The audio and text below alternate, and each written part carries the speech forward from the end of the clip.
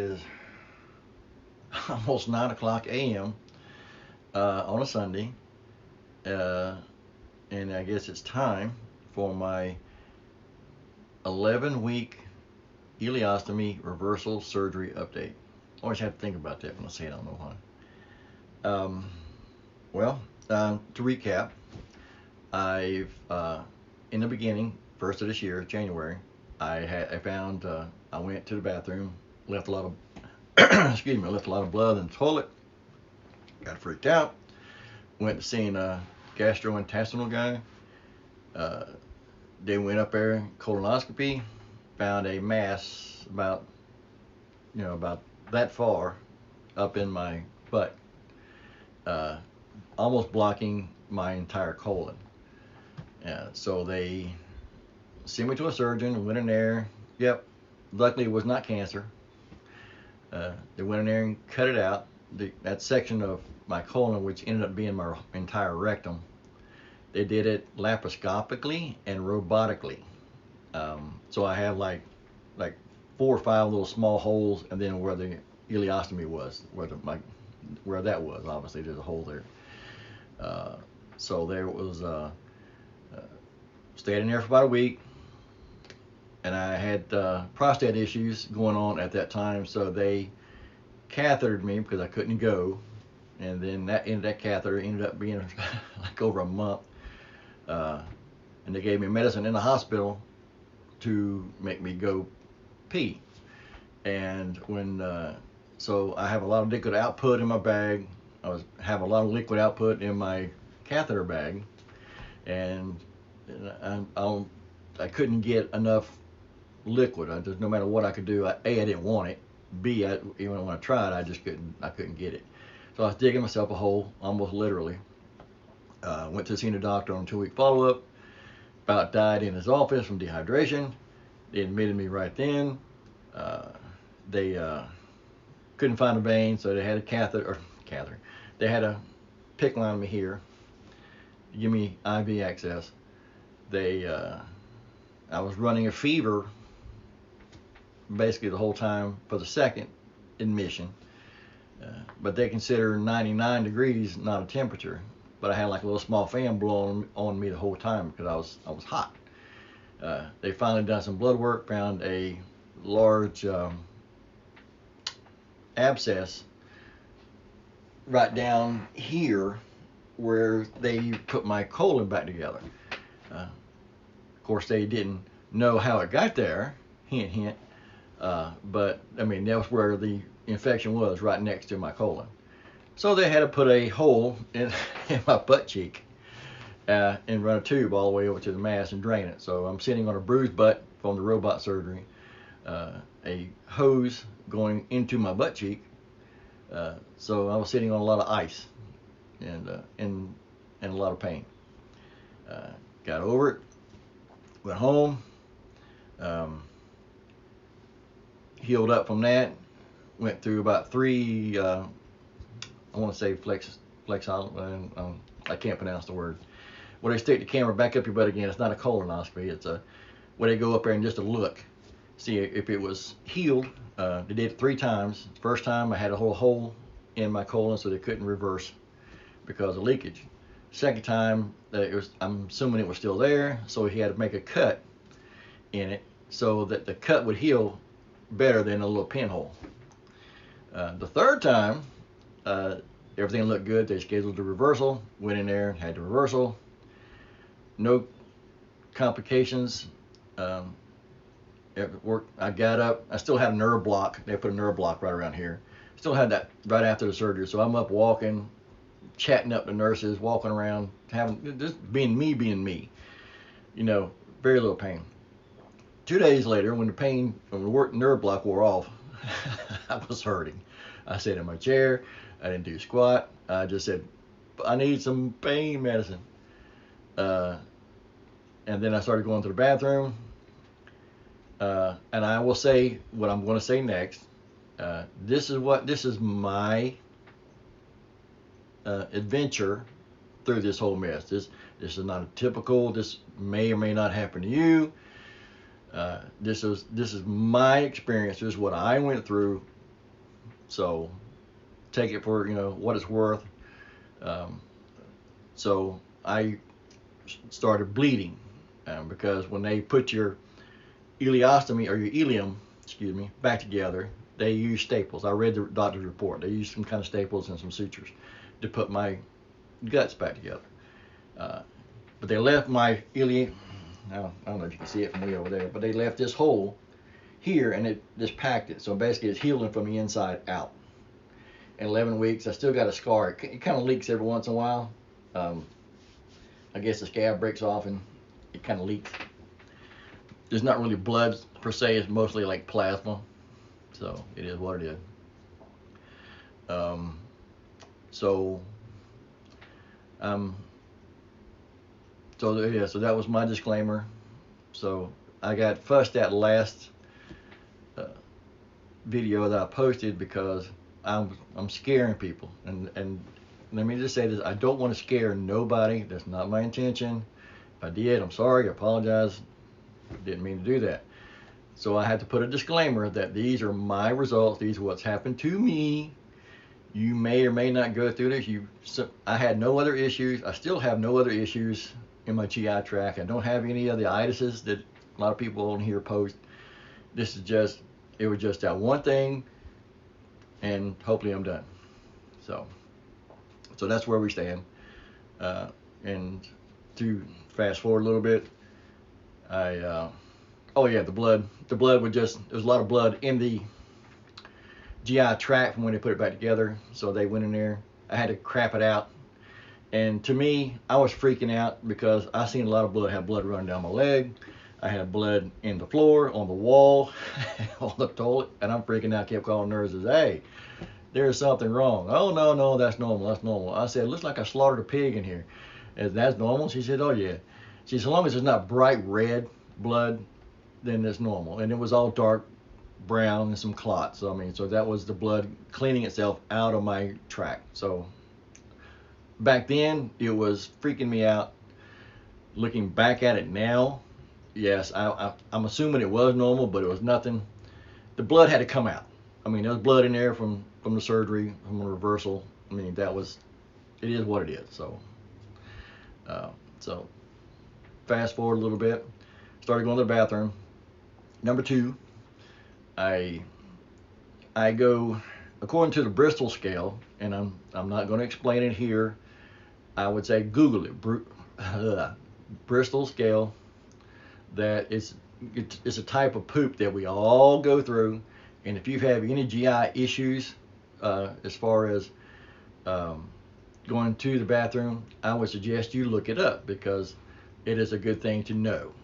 I know more about my GI tract and my lower colon now than I did, back before all this mess happened, because as we all know, doctors are not going to tell you the full story. They're not going to tell you what's going to happen. They're not going to tell you what may happen.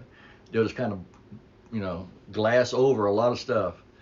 And then that's why we come to the support group here to say, look, this is what my doctor says. He's full of crap. And a lot of us are going to say, well, why didn't he say this? Or why didn't he do that? And so there you go. So I'm going to look it up, Bristol scale. There's pictures. It tells you about the different types of poop. Anyway, I've been going a lot of number 1 and a lot of number 4. The number 1 is the little brown little nuggets, okay? We all go through that. According to the scale, if you do that, you're constipated, okay? Well, I'm thinking constipation in my head. And then I do a lot of number 4, which is I guess like a typical movement. But mine were like, think brown string beans, okay? Nothing major, nothing long, nothing thick. It's just, and a bunch of those. And at my worst, I went like 19 times in a day. Yes, I track them, and I can tell you the exact day and the exact time that I go, because I use the Poop Tracker app off the Apple Store, and it's free, and it's got the Bristol scale in it that I log every time I go, because I go so much and have so little output. I'm looking for quality, and I got too much quantity. Okay. So I'm going all this time. Yes, I still wear a diaper at night. I'm transitioning to underwear, so things are getting a little bit better. Uh, and I'll tell you why here in a minute. I I put a bidet in my house on my toilet because I went so much. I was wiping so much. I was bleeding raw. I mean, I couldn't sit down. I had to lean one way or another. Ooh, there you go, I'm tracking. Oh yeah, you see those? I'm doing football pictures, so the only thing I get done with this, I got to go back to editing pictures. So that's the homecoming queen from Friday night. Uh, let's see. I get distracted. Sorry. Um, so after about 2 months of tracking it, I went back to the guy who started all this mess. Went up there and he found the mess and said, "Look, I feel that my quality of life is diminished greatly because I get nervous when I'm away from my house, away from a toilet, because I don't know when it's going to happen. I don't know how it's going to happen, but I know it's going to happen. And in my mind, I'm still thinking I'm going a lot. How can I be constipated? Constipation means you don't go, but I guess being 56, almost 57 next month, my brain's getting thicker, or my head's getting thicker or something, because I'm losing my mind, because it didn't occur to me until he said the word that I've been having diarrhea. And as soon as he said the word diarrhea, everything clicked. I went, you're right, diarrhea. I'm going so much, but my dumbass brain, I'm thinking diarrhea, liquidy, we all went through it, but not solid. So I'm like, okay, well, there you go. I've got diarrhea. I've been having diarrhea for months. So what he did is that he gave me this. I'm not even going to try to pronounce it. I will take a picture of it or write it in the comments below. It's basically an industrial strength Imodium.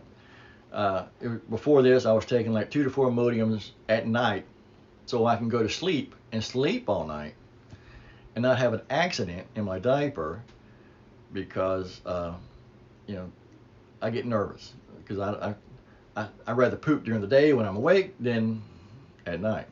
Because I was sleeping in my recliner a lot, because if I lay one way or another, I'd pass gas. And those of us with no rectum, we know there's no warning signal. There's no, I think I gotta go. It's when you gotta go, it's knocking at the door and saying, here I come.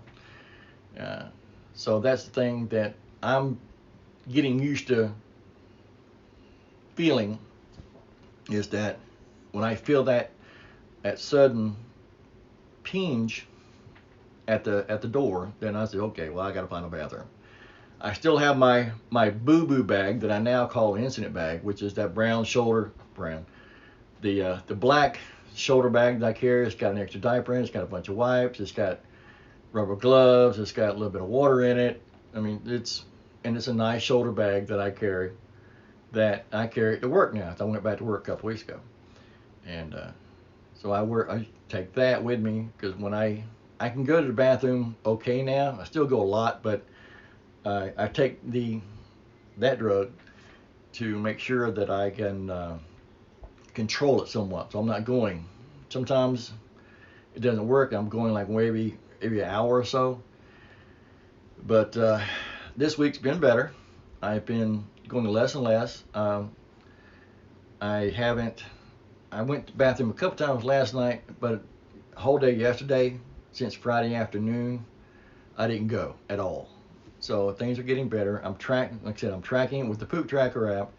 I see there is a decline, but I think it's because of the Imodiums I take, and now this drug. I think that's what's controlling everything, because the doctor, and I'm repeating what he says, it's not my opinion, is that when stools, when they come through the ileum, which is, that gets down here, and then it goes through the